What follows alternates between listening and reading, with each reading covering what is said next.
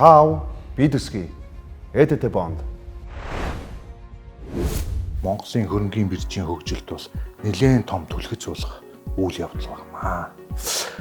Тухайн бондуудын өгөөжийг харахаар төгрөг дээр 10%, доллар дээр 6.8%-ийн өгөөжтэй байгаа нь бол одоогийн байдлаар бол харьцангуй өндөр өгөөж. Хадгаламжтай дотоодын арилжааны банкуд хадгаламжтай харьцуулсан ч гэсэн олон улсын зах зээл дээр байгаа ижил төстэй компаниудын 2 жилийн хугацаатай долларын бондтой харьцуулсан ч гэсэн өндөр өгөөжтэй бондууд гарч байгаа. Энэ утгаараа бол яг Эрдэнэс тавталгаа 6.8% өгөөжтэй бондо олон улсын зах зээл дээр гаргах юм бол энэ дээр бол шуурал зарагдахаар тийм нөхцөл байдал бол одоор байна. Олон улсын зах зээл дээр долларын хүү бол маш намдуур төвшөнд ирчихсэн байгаа.